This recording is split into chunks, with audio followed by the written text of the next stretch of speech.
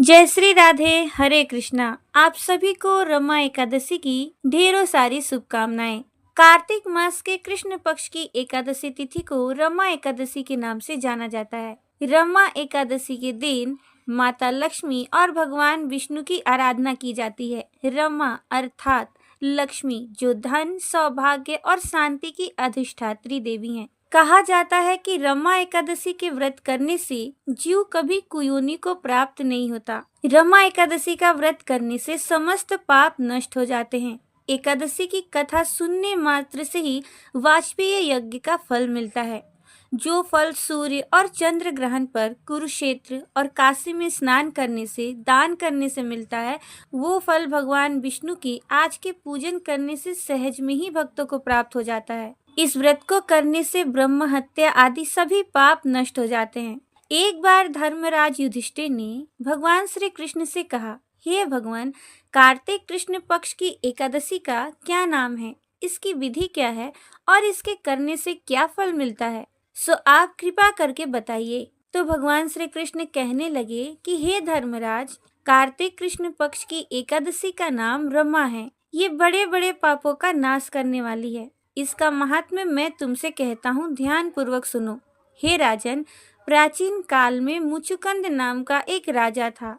उसकी देवराज इंद्र के साथ मित्रता थी। साथ में यम, कुबेर, वरुण और विभीषण भी उसके मित्र थे। वो राजा बड़ा धर्मात्मा और विष्णु भक्त था और न्याय के साथ राज्य करता था।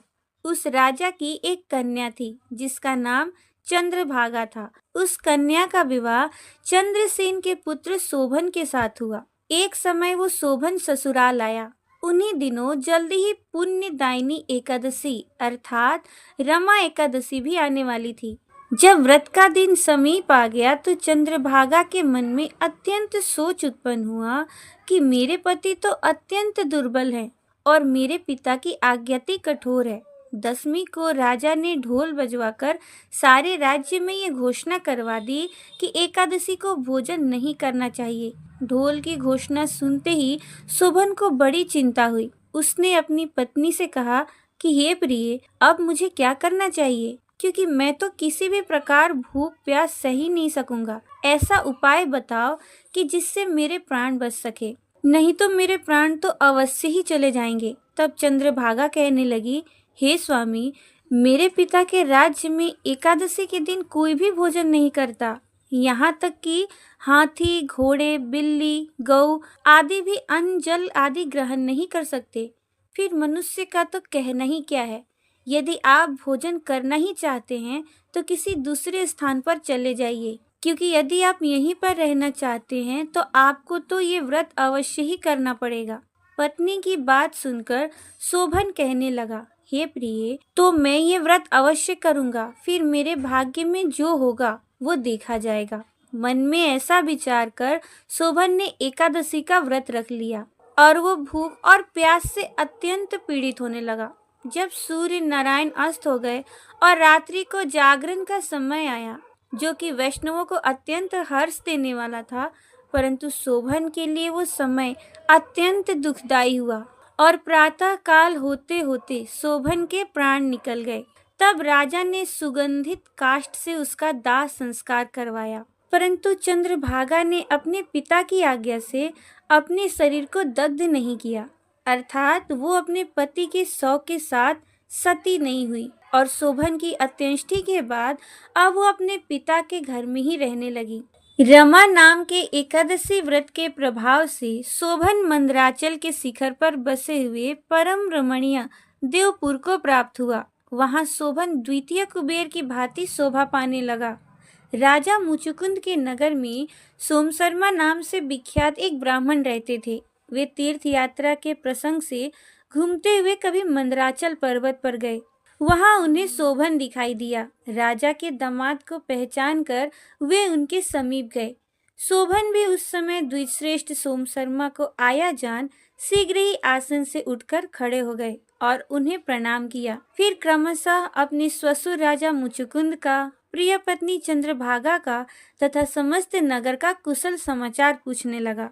सोमशर्मा ने कहा, राजन, वहाँ सबकी कुशल है। यहाँ तो अद्भुत आश्चर्य की बात है। ऐसा सुंदर और विचित्र नगर तो कहीं किसी ने भी नहीं देखा होगा। बताओ तो सही, तुम्हें इस नगर की प्राप्ति कैसे हुई? शोभन बोले, द्विजेंद्र, कार्तिक के कृष्ण पक्ष में जो रमा नाम की एकादशी होती है, उसी का व्रत करने से मुझे ऐसे नगर की प्राप्ति हुई है। ब्राह्मण, मैंने श्रद्धाहीन होकर इस उत्तम व्रत का अनुष्ठान किया था, इसलिए मैं ऐसा मानता हूँ कि ये नगर सदा स्थिर रहने वाला नहीं है। आप मुचुकुंद की सुंदरी कन्या चंद्रभागा से ये सारा वृतांत कहिएगा।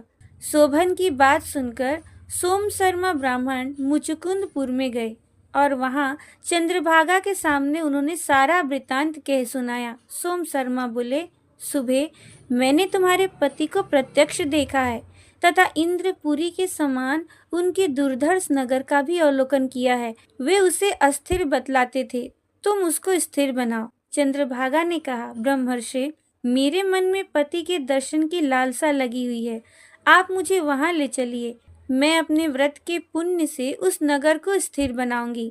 भगवान श्री कृष्ण कहते हैं, हे राजन, चंद्रभागा की बात सुनकर सोम शर्मा उसे साथ ले मंदराचल पर्वत के निकट वामदेव मुनि के आश्रम पर गए।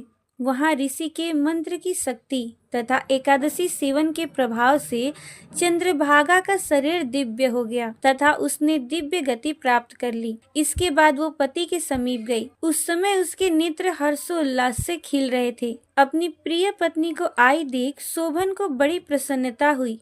उन्होंने उसे बुलाकर अपने वाम भाग में सिंहासन पर बिठाया। तदनंतर चंद्रभागा ने हर्ष में भरकर अपने प्रियतम से यह प्रिय वचन कहा, नाथ, मैं हित की बात कहती हूँ, सुनिए। पिता के घर में रहते समय जब मेरी अवस्था 8 वर्ष से अधिक हो गई, तभी से लेकर आज तक मैंने जो एकादशी के व्रत किए हैं और उससे मेरे भीतर जो पुण्य संचित हुआ है, उसके प्रभाव से ये नगर कल्प के अंत तक स्थिर रहेगा तथा सब प्रकार के मनोवांछित वैभव से समृद्धिशाली होगा। नृपश्रेष्ठ, इस प्रकार रमा व्रत के प्रभाव से चंद्रभागा दिव्य भोग, दिव्य रूप और दिव्य आभरणों से विभूषित हो अपने पति के साथ मंदराचल के शिखर पर विहार करती है। राजन, मैंने तुम्हारे समक्ष रमा नामक एकादशी का वर्णन किया है। ये चिंतामणि तथा कामधेनु के समान मनोरथों को पूर्ण करने वाली है। मैंने दोनों पक्षों के एकादशी व्रतों का पाप नाशक महात्म्य बताया है। जैसी कृष्ण पक्ष की एकादशी है, वैसे ही शुक्ल पक्ष की भी है। उनमें भेद नहीं करना चाहिए। जैसे सफेद रंग की गाय हो या काले रंग की, दोनों का दूध एक सा ही होता है। इसी प्रकार दोनों पक्षों की एकादशियां समान फल देने वाली हैं। जो मनुष्य एकादशी व्रतों का महात्म्य सुनता है, वो सब पापों से मुक्त होकर श्री विष्णु लोकों में प्रतिष्ठित होता है। जय श्री राधे, हरे कृष्णा। एकादशी व्रत कथा समाप्त हुई। प्रेम से बोलिए श्री दामोदर भगवान की जय, श्री लक्ष्मी नारायण भगवान की जय, रमा एकादशी की जय। तो ये थी आज की वीडियो। उम्मीद है आपको ये वीडियो अच्छी लगी होगी। अगर आपको ये वीडियो अच्छी लगी है तो वीडियो को लाइक, शेयर और चैनल को सब्सक्राइब जरूर कर दीजिएगा। मिलूंगी मैं आपसे अपने अगले वीडियो में। जय श्री राधे, हरे कृष्णा।